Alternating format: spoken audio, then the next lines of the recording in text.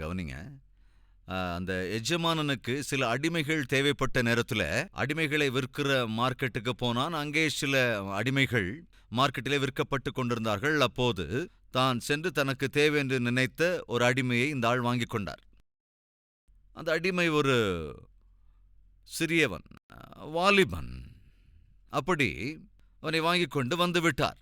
அந்த வாலிபனும் மிகவும் நம்பிக்கையாக கூட வேலை செய்தான். சொன்ன வேலையை சொன்னபடி செய்து முடித்தான். நம்பிக்கைக்குரியவனாக ஆகிவிட்டான்.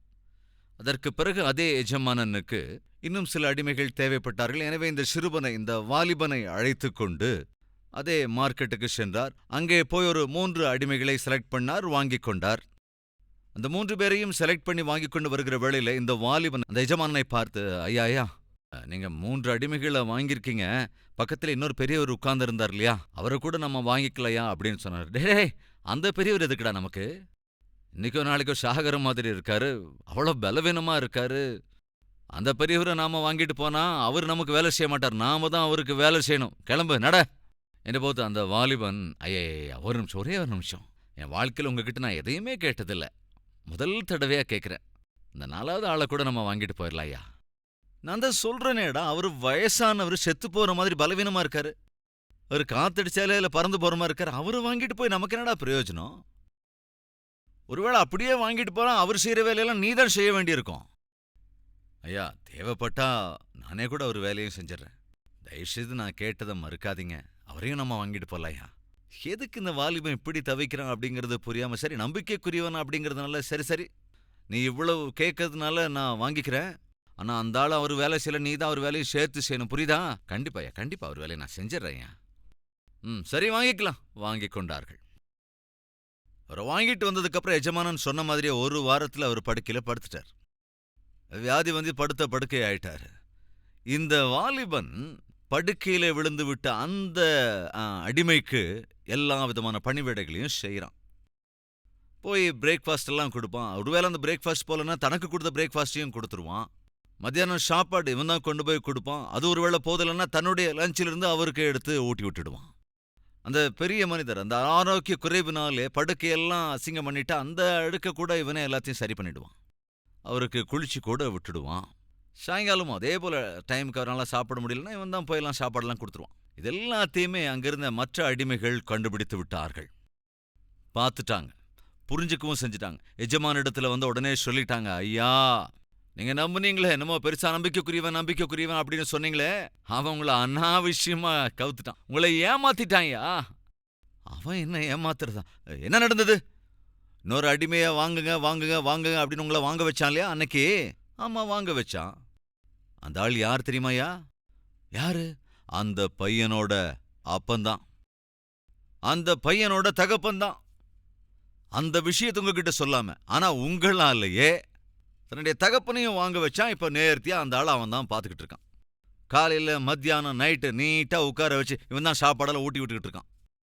ஒருவேளை அவன் வாங்கணும்னு என்ன இருந்தா உங்ககிட்ட ஓப்பனா சொல்ல வேண்டியதானே? அவர் தான் என்னோட அப்பான்னு சொல்லியிருக்க வேண்டியதானே? அதுல தப்பு என்ன இருக்கு? இவ்வளவு இப்படி உங்களை ஏமாற்ற வேண்டிய அவசியம் எதுக்கு அவனுக்கு?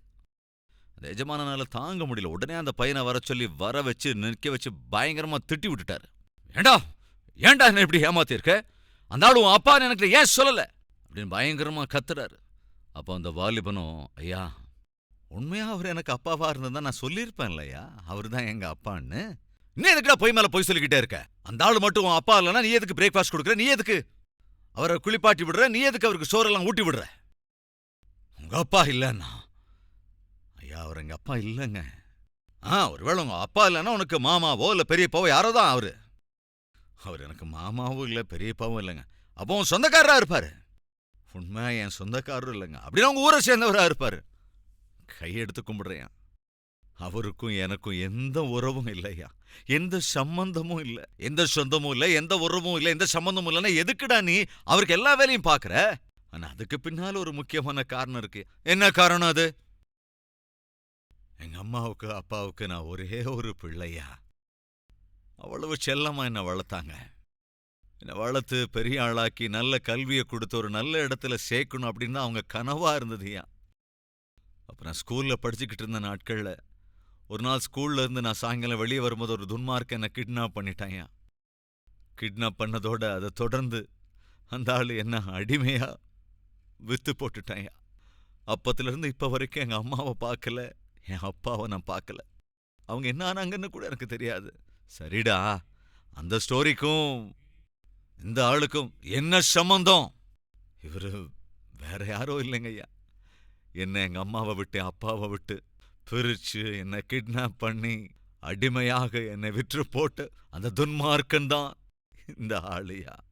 எஜமானனுக்கு வாயிலிருந்து வார்த்தைகளை வரல. டே, உன்னுடைய வாழ்க்கையவே ஒண்ணுமில்லாம ஆக்குன, உன்னுடைய பொன்னான எதிர்காலத்தை நிலைகுலைய பண்ணி இருக்கிற இந்த துன்மார்க்கனுக்கு நீ ஏண்டா வேலை செய்யற? நீ எதுக்காக அந்த ஆளுக்கு சாப்பாடெல்லாம் ஊட்டி விடுற? அப்போ அந்த வாலிபன் சொன்ன பதில் என்ன தெரியுங்களா? ஐயா, எங்க வீட்டுல தினந்தோறும் குடும்ப ஜெபம் செய்வோம், நாள் தவறாம வேதத்தை வாசிப்போம். அப்படி வாசிச்ச பரிசுத்த வேதாகமத்துல ஒரு வசனம் இருக்கையா. என்ன இருக்கு?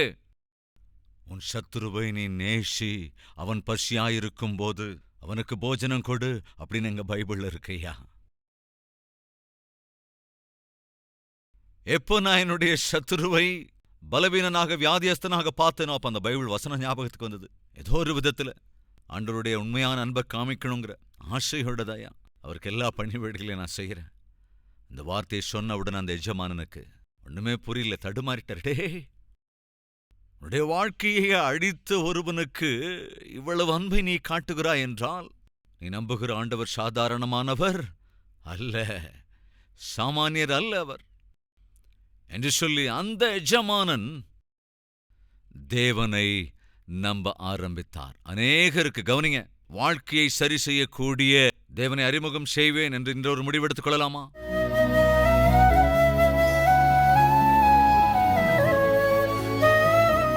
மகா பரிசுத்தமும் அன்பும் நிறைந்த பிதாவே, எங்களோடு பேசியதற்காக ஸ்தோத்தரிக்கிறோம். நன்றி ராஜா.